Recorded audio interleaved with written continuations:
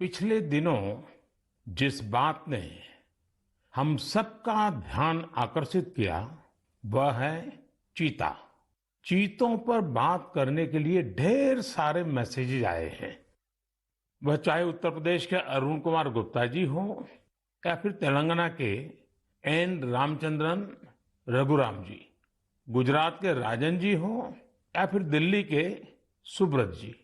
देश के कोने कोने से लोगों ने भारत में चीतों के लौटने पर खुशियां जताई है। 130 करोड़ भारतवासी खुश है, गर्व से भरे हैं। यह है भारत का प्रकृति प्रेम। इस बारे में लोगों का एक कॉमन सवाल यही है कि मोदी जी, हमें चीतों को देखने का अवसर कब मिलेगा। साथियों, एक टास्क फोर्स बनी है।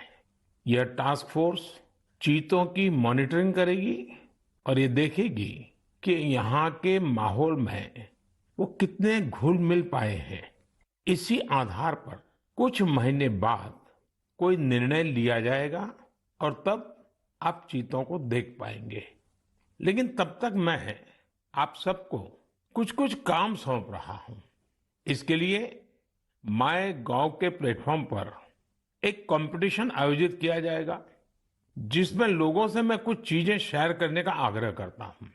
चीतों को लेकर जो हम अभियान चला रहे हैं, आखिर उस अभियान का नाम क्या होना चाहिए? क्या हम इन सभी चीतों के नामकरण के बारे में भी सोच सकते हैं कि इनमें से हर एक को किस नाम से बुलाया जाए?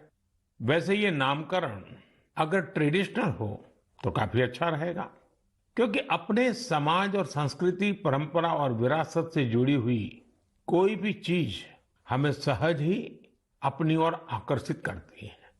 यही नहीं, आप ये भी बताएं, आखिर इंसानों को एनिमल्स के साथ कैसे बिहेव करना चाहिए। हमारी फंडामेंटल ड्यूटीज में भी तो रिस्पेक्ट फॉर एनिमल्स पर जोर दिया गया है। मेरी आप सभी से अपील है कि आप इस कंपटीशन में जरूर भाग लीजिए। क्या पता इनाम स्वरूप चीते देखने का पहला अवसर आपको ही मिल जाए। मेरे प्यारे देशवासियों, आज 25 सितंबर को देश के प्रखर मानवतावादी, चिंतक और महान सपूत दीनदयाल उपाध्याय जी का जन्मदिन मनाया जाता है।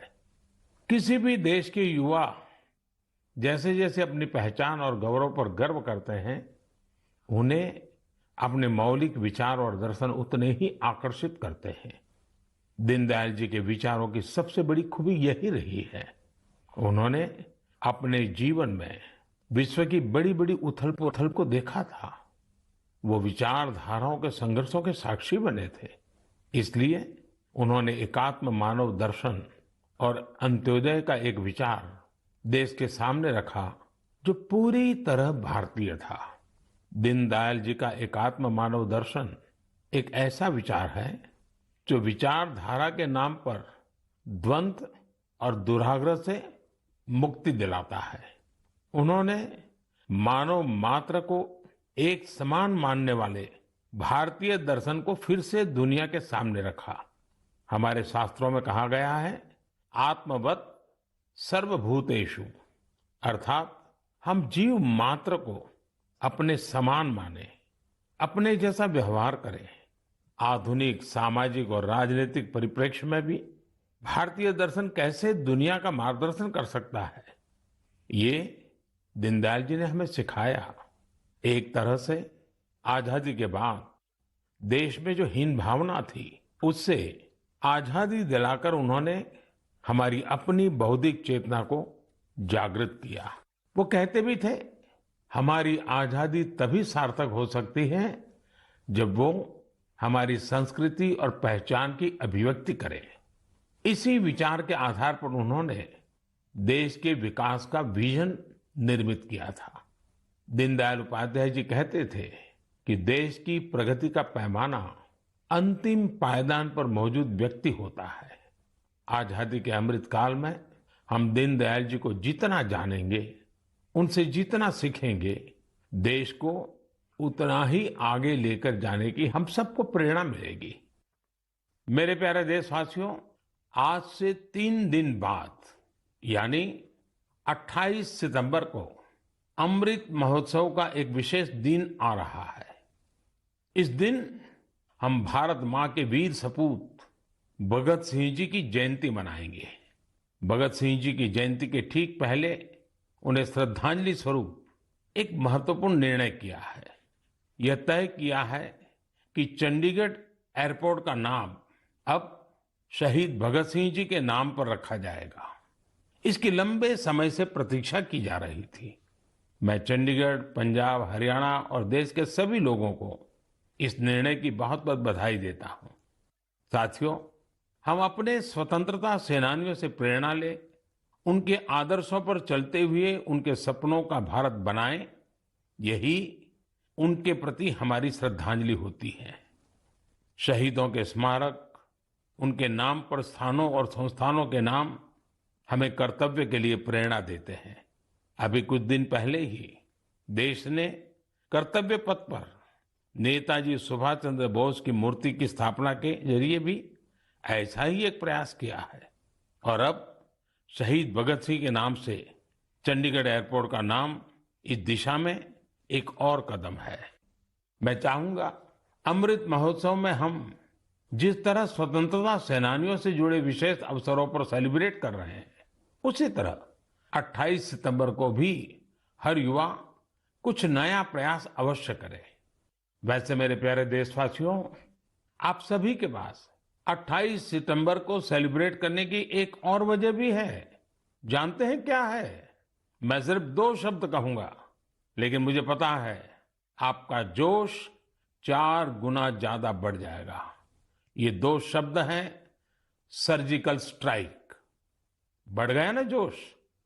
हमारे देश में अमृत महोत्सव का जो अभियान चल रहा है, उन्हें हम पूरे मनोयोग से सेलिब्रेट करें, अपनी खुशियों को सबके साथ साझा करें। मेरे प्यारे देशवासियों, कहते हैं जीवन के संघर्षों से तपे हुए व्यक्ति के सामने कोई भी बाधा टिक नहीं पाती। अपनी रोजमर्रा की जिंदगी में हम कुछ ऐसे साथियों को भी देखते हैं जो किसी ना किसी शारीरिक चुनौती से मुकाबला कर रहे हैं। बहुत से ऐसे भी लोग हैं जो या तो सुन नहीं पाते या बोलकर अपनी बात नहीं रख पाते। ऐसे साथियों के लिए सबसे बड़ा संबल होती है साइन लैंग्वेज। लेकिन भारत में बरसों से एक बड़ी दिक्कत ये थी कि साइन लैंग्वेज के लिए कोई स्पष्ट हाव भाव तय नहीं थे, स्टैंडर्ड्स नहीं थे। इन मुश्किलों को दूर करने के लिए ही वर्ष 2015 में Indian sign language research and training centre की स्थापना हुई थी। मुझे खुशी है कि ये संस्थान अब तक 10,000 वर्ड्स और एक्सप्रेशंस की डिक्शनरी तैयार कर चुका है। 2 दिन पहले यानी 23 सितंबर को साइन लैंग्वेज डे पर कई स्कूली पाठ्यक्रमों को भी साइन लैंग्वेज में लॉन्च किया गया है। साइन लैंग्वेज के तय स्टैंडर्ड को बनाए रखने के लिए राष्ट्रीय शिक्षा नीति में भी काफी बल दिया गया है। साइन लैंग्वेज की जो डिक्शनरी बनी है, उसके वीडियो बनाकर भी उनका निरंतर प्रसार किया जा रहा है। YouTube पर कई लोगों ने, कई संस्थानों ने इंडियन साइन लैंग्वेज में अपने चैनल शुरू कर दिए हैं। यानी 7-8 साल पहले साइन लैंग्वेज को लेकर जो अभियान देश में प्रारंभ हुआ था, अब उसका लाभ लाखों मेरे दिव्यांग भाई बहनों को होने लगा है। हरियाणा के रहने वाली पूजा जी तो इंडियन साइन लैंग्वेज से बहुत खुश हैं। पहले वो अपने बेटे से ही संवाद नहीं कर पाती थी, लेकिन 2018 में साइन लैंग्वेज की ट्रेनिंग लेने के बाद माँ बेटे दोनों का जीवन आसान हो गया है। पूजा जी के बेटे ने भी साइन लैंग्वेज सीखी और अपने स्कूल में उसने स्टोरी टेलिंग में प्राइज जीतकर